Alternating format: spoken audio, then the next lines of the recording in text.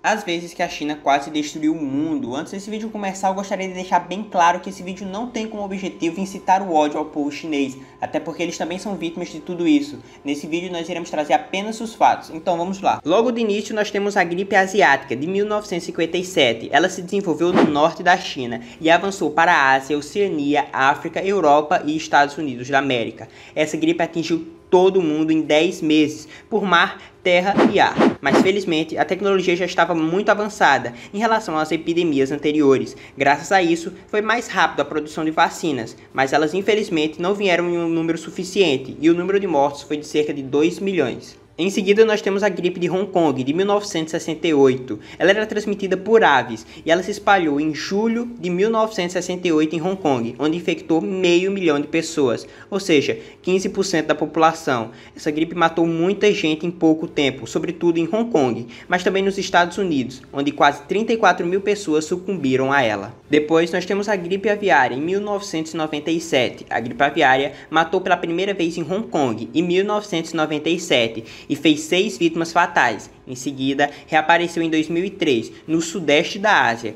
com um total de 282 mortos e 468 casos em 15 países. SARS-CoV-1 2002 foi detectada pela primeira vez no fim de 2002 na China, entre 2002 e 2003. Um surto da doença resultou em mais de 8 mil casos e cerca de 800 mortes em todo o mundo. Desde 2004, não se há registro de novos casos da doença. Pensa-se que a doença tenha originado em gatos de algalia, infectados por morcegos e posteriormente vendidos em mercados. E por fim nós temos o vírus SARS-CoV-2, causadora da doença conhecida por todos como Covid-19. Bom, era véspera de ano novo em 2019, quando oficiais da saúde da China admitiram que eles tinham um problema. As autoridades ativaram seu nível de resposta mais sério depois do surto de um novo tipo de pneumonia viral. Um número crescente de pessoas estavam desenvolvendo tosse seca e febre antes de adquirirem pneumonia. Para alguns, foi fatal. Os médicos nomearam de Covid-19, fazendo referências ao vírus SARS-CoV-2 que estava causando a doença. Ao traçarem sua origem, eles acharam uma possível fonte, o mercado de frutos do mar de Wuhan. Dos primeiros 41 pacientes, 27 estavam lá. Não era um dado conclusivo, mas rapidamente, ou não, os oficiais chineses fecharam o mercado. Existem algumas evidências de que o vírus vai de um morcego para um pangolim antes de infectar um humano, mas a transição para um ser humano é bem raro, isso porque é preciso que todos os hospedeiros se encontrem em algum momento, e é aí que entra o mercado molhado, um tipo de lugar onde animais vivos são abatidos e vendidos para consumos. Gaiolas são empilhadas, umas sobre as outras. Animais nas gaiolas perto do chão são constantemente encharcados por fezes, sangues e todo tipo de líquido que venha das gaiolas de cima. É assim que o vírus passa de um animal para o outro, que ao consumir, os humanos adquirem o vírus.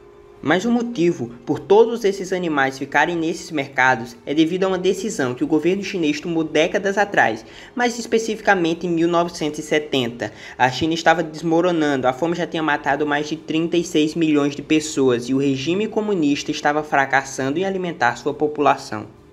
Por isso, em 1978, o governo abriu mão do controle e permitiu a produção de comida no âmbito privado. Bom, enquanto as grandes empresas dominavam a produção, alguns pequenos fazendeiros se voltaram para a captura e criação de animais selvagens.